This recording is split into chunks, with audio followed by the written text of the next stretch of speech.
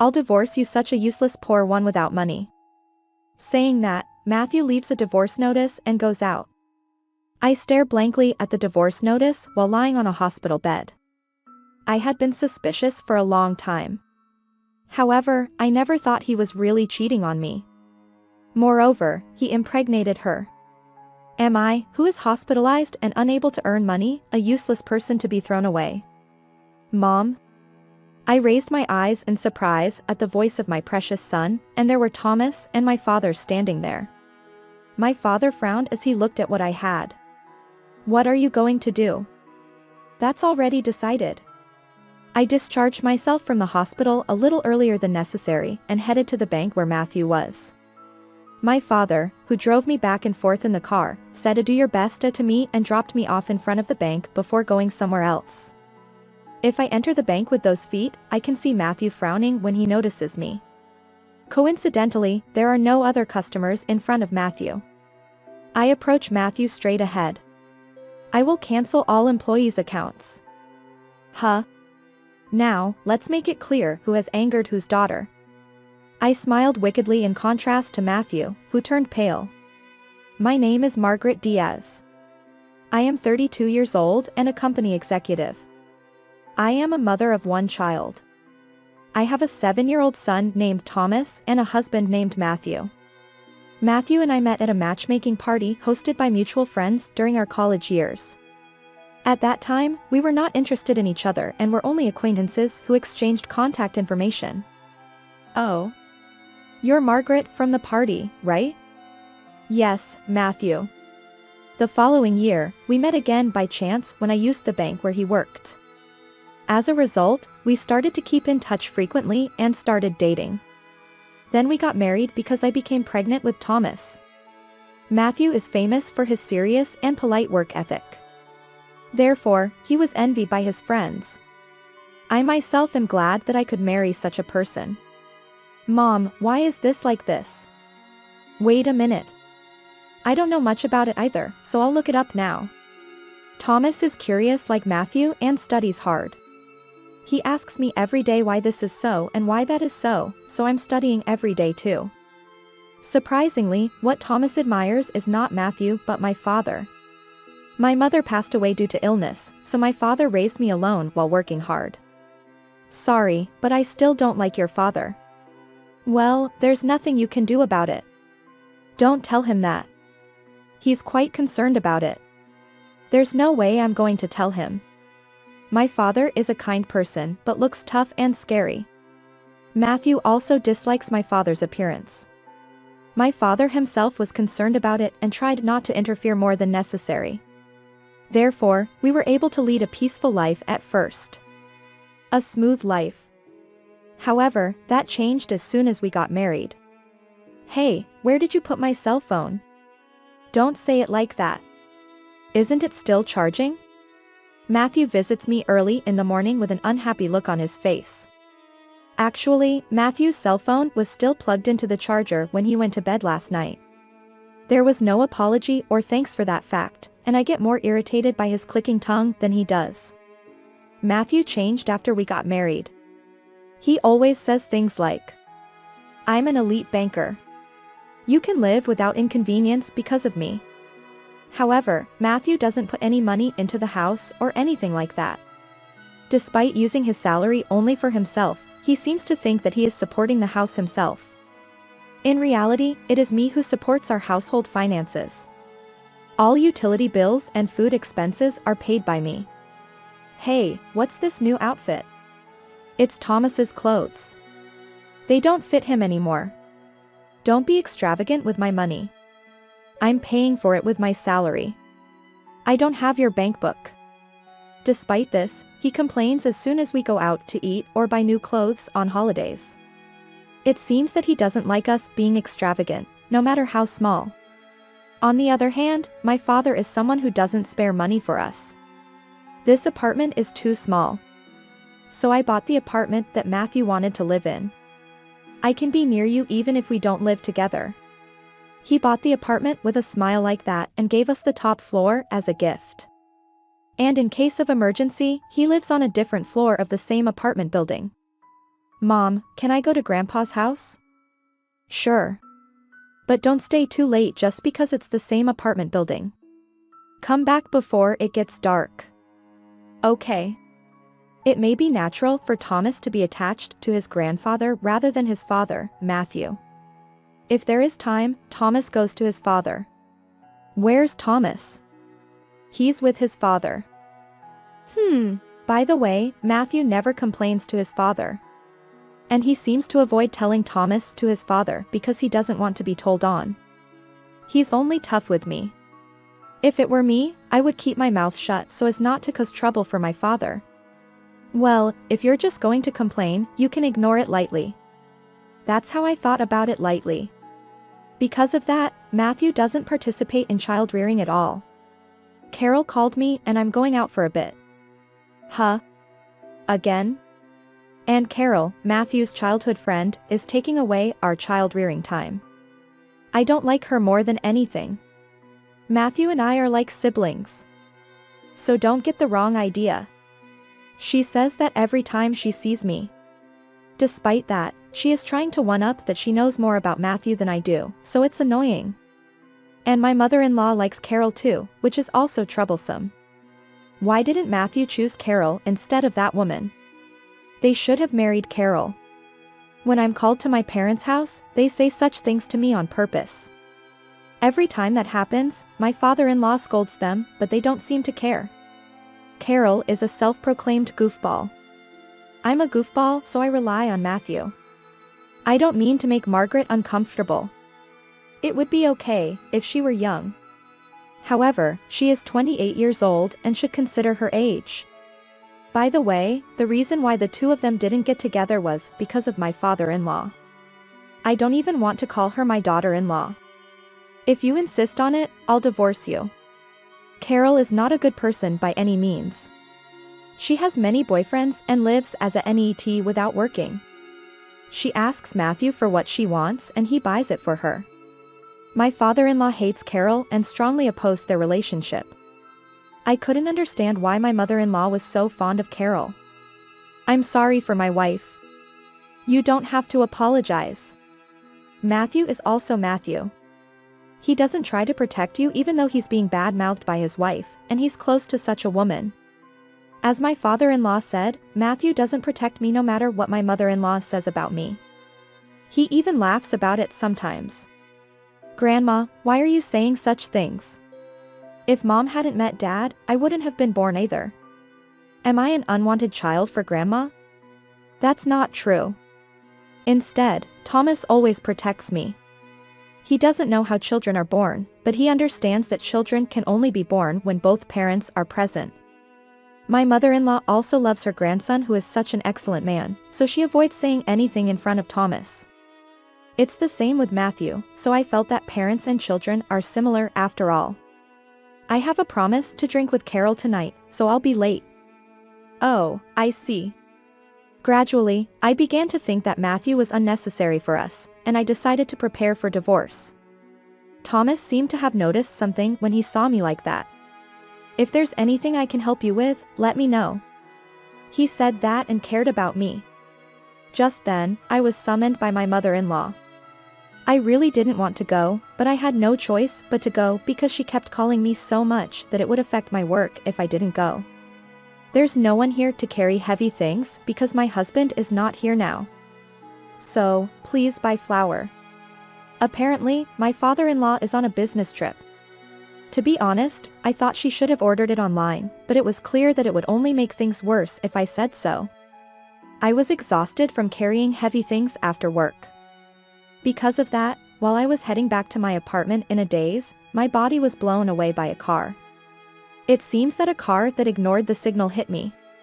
The car that hit you ran away and is currently under investigation. I was told that in the hospital bed. For the time being, I left Thomas to my father and decided to be hospitalized for a while. I broke my arm, so I can't work properly like this. If I worried about such things, my father would scold me for not worrying about my own body first. Thomas, my father, and my father-in-law who came back in a hurry after listening to the story visited me frequently, but Matthew and my mother-in-law never came to visit me. Well, it was within expectations. I'm coming in. Huh? So when Matthew came into the hospital room, I was surprised. Write this down. Saying that, Matthew put a divorce paper in front of me. His name was already written on it and his mother's name was written as a witness. You can't work with that arm. Now that you can't earn money anymore, you're useless. What's that? Besides, Carol is pregnant with my child. My thoughts stopped at those words. Carol is pregnant with Matthew's child? I'm going to marry Carol. So write it down quickly. Saying that, Matthew turned his back on me. As if there was no more use for me. I'll divorce you, such a useless poor one without money. Saying that, Matthew left the divorce paper and left. I stared at the divorce paper on the hospital bed in amazement. Certainly, I had been suspicious for a long time. But I never thought he would really cheat on me. And he impregnated her. So am I useless now that I can't earn money while hospitalized? Mom? When I looked up at the voice of my precious son, Thomas and my father were standing there. My father frowned when he saw what I had in my hand. What are you going to do? It's already decided. I answered straight while looking at my father. My father nodded at me. Now let's counterattack. I asked for early discharge by pushing myself a little too hard and headed to the bank where Matthew works. My father, who drove me there, told me to do my best and dropped me off in front of the bank before going somewhere else. If I enter the bank on foot like this, Matthew will notice me and frown at me. By chance, there were no other customers in front of Matthew. I approached Matthew straight ahead. I'm canceling all employee accounts. Huh? Matthew's expression tells me, what are you talking about? I realized some people were looking at us with annoyance because I didn't get a number tag. Oh, sorry. Do you need to know which company? My name is Margaret Diaz. My father recently left Brown Corporation for me. What? Brown Corporation is an IT company founded by my father and currently employs 1,900 people. It has become quite famous in this area as well as in the industry due to its rapid growth in one generation. So even Matthew was surprised with his eyes wide open. That's a lie, isn't it? You're just trying to get back at me. If you think so, why don't you check? Matthew immediately starts checking something in response to my words. After all, my former surname Diaz is unusual, regardless of how it is read. That's why my father put his surname in the company name. While Matthew was checking, I looked around. Since I mentioned the company name, people around us are watching us. Huh? Is it a lie? It seems that he has confirmed it. Matthew looks up at me fearfully. You really are from that Diaz Corporation. Now, let's show him whose daughter he has angered. Opposite to Matthew, who turns pale, I smile broadly. So, please cancel it quickly. Wait, if you cancel all these accounts at once. By the way, my father is also very angry about this incident. So pack your things and leave the apartment immediately. Huh? Why do I have to leave? Apparently, he forgot that the apartment was purchased by my father and that the name was also under my father's name. Well, otherwise he might still be living there with Carol after bringing her in during my hospitalization. Did you forget? That apartment was purchased by my father, who was the former president. You haven't paid a penny for it and you haven't even paid for your living expenses, have you? You're just supporting your childhood friend and Mistress Carol with everything. I'm even living on my salary alone. Who on earth were you living on? Well. Yet you want to give the apartment to Carol and your mistress because she's pregnant? How much do you think you can make fun of me? I said loudly enough for those around me to hear on purpose. And of course, Matthew panics. After all, he is thought to be serious. That he is cheating on me with his childhood friend without paying any money at home. The eyes of those around us turn cold. Is that true? Huh? The one who spoke to me was the branch manager of this bank. He had been there for a while and had been listening to our conversation. I need to hear more details from you. Our bank employee caused a lot of trouble. Then the branch manager bowed deeply. From there, I was led to the back room and talked with Matthew and the branch manager. There, I told the branch manager about the details again. I'm very sorry for causing trouble. The branch manager sighed deeply and apologized again. And next to him, Matthew looked dissatisfied and lowered his head. I understand how you feel. It's natural not to want to deposit important money in a bank that employs such people. If you're going to cancel it, we'll arrange it. I'm no longer your wife. If you accept one condition, I'll reconsider canceling it. The two raised their faces as if they were expecting those words. It's a good story for the branch manager, but it's the worst for Matthew. If you can fire Matthew there right now, I'd like to continue contracting with this bank. Huh? Of course. He was originally going to be fired. It seems that even the branch manager had intended to do so. And although Matthew looked like he couldn't understand at first, he gradually turned red in the face. And when he tried to say something, there was someone named Margaret's father. Another bank employee came up to us. And I asked him to let them in at the request of me, and Matthew closed his mouth dissatisfied after being thwarted. Wait a minute. Why am I involved? Huh? Mom? Sorry for keeping you waiting. Father firmly grabbed his mother-in-law's arm as he entered.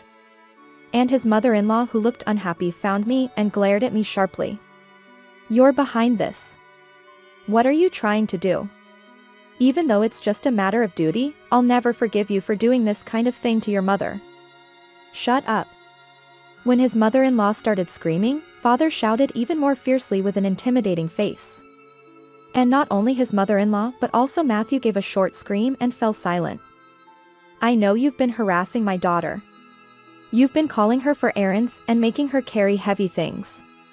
And despite all that, you said that Carol, your mistress, is better than my daughter. And your husband Matthew didn't protect her, he laughed instead. What kind of father lets his child protect herself? Father's angry voice echoes through the bank. Matthew tries to stop him, but he closes his mouth when Father glares at him. Also, I know that Carol was the one who hit Margaret. That woman has already been arrested by the police. Carol did that? Why are you surprised? You're the mastermind. Father shouts again. Meanwhile, Matthew seems to be frozen, not knowing what's going on. You two are the worst. Margaret, let's go home. Yes. I am prompted by my father to leave and head outside. The branch manager follows us and apologizes multiple times. I think I can continue our contract with this branch manager. I hear Matthew and my mother-in-law fighting loudly behind me. It seems like they are blaming each other. Their voices can be heard outside, and customers and other bank employees who were present earlier are whispering to each other that what they heard earlier was true. As planned. Yes, thank you for reacting as expected. Things went according to plan, and we left the bank laughing. As a result, Matthew was fired without incident. Carol was also sentenced to prison thanks to the police's thorough investigation. My mother-in-law was divorced by my father and was found to have instigated Carol to run me over in order to get rid of me. She was also taken away by the police. Welcome back, Mom and Grandpa. Thank you for taking care of Thomas, father-in-law. No problem. It seems like you've settled things nicely. After cornering Matthew and his group at the bank, I went to pick up Thomas from my father-in-law's care. He helped me a lot this time too. He found evidence that my mother-in-law instigated Carol and found a memo outlining their plan to get rid of me and submitted it to the police. I thanked him for everything including this matter, and he smiled and said you did well. After that, I had even busier days than before. I was already busy as an executive as a candidate for the next president, but becoming president this time meant taking on even greater responsibility. And my father started a new company. I've been wanting to start a new company for a long time. He said that he chose to take over the company in order to get back at Matthew. He happily pushed me into becoming president. So both my father and I became busier, so my father-in-law took care of Thomas. Actually, my father-in-law's business trip was forced because my mother-in-law was having an affair with her boss. So he retired early and moved into our apartment room. I'm studying remote work now. I'm thinking of giving him work someday, so I'm sending someone who knows more about it. He seems very capable, so I want him to do his best in our new company. The fathers who seem to have gotten along well after this incident often go back and forth between each other's rooms drinking alcohol and talking about various things. On the other hand, Matthew, who was kicked out, returned home alone. He couldn't get a job at any bank because we spread rumors everywhere beforehand, so he ended up in debt paying me compensation money. He works part-time now without sleeping much every day and came crying to us, but we ignore him as a family. It was rumored that he could become a branch manager if things went well, but he has fallen quite low. When I grow up, I want to be like Grandpa. Thomas respects his father even more after this incident. He thinks his father is a hero who saved him from unpleasant things from Matthew and his mother-in-law. Then will you take over after Grandpa? Yes. My father is delighted with Thomas's willingness to take over after him. I decided to work harder than ever before so as not to lose to such a father. After a while, both my company and my father's company settled down quite a bit. Oh, welcome back, Mom. Good job. Even though I'm exhausted when I come back home, my father-in-law has prepared dinner for me. I helped today too. Really? Good job, Thomas. I'm looking forward to dinner. As I praise Thomas with a smile, my father comes home later. Then the four of us sit around the table and have dinner while chatting. In contrast to us, Matthew and his group have fallen apart. Matthew ended up in debt with loan sharks and was eventually rumored to have been put on a ship. Matthew's family sold their house to repay the debt, and my mother-in-law, who lost her home, was seen under a bridge by an acquaintance. By the way, Carol's parents sent an apology letter. They're good people, so I want you to read it. If you say so, father-in-law. According to Carol's parents' letter, she gave birth in prison. They took the child and moved far away after Carol was released so that she wouldn't have to rely on them. The letter also contained a deep apology to me. Carol's parents seem like very nice people. I hope their child grows up like their grandparents rather than their parents. However, Carol has lost her home with this. I want her to reconsider her sins in solitude. After more than 10 years, we grew up without being tormented by Matthew's existence. Did we even have a father? That's the attitude we have. He seems to remember us, but has erased our existence as irrelevant to him. We did the same thing, and their existence had been completely forgotten. I still want to take over Grandpa's company. If you've thought about it properly and made a decision, I won't object. Thomas chose to take over his father's company. The company he started at that time was a toy company. Starting as an ordinary employee there, Thomas is highly valued because he comes up with ideas one after another. This might make it easier for Thomas to take over the company. Father laughed like that too. He said he would live in the countryside after entrusting the company to Thomas. I'm also looking for a successor and teaching them how to work hard. If he grows up enough, I might retire early and start a new path. While thinking about such things, I work hard as president today too.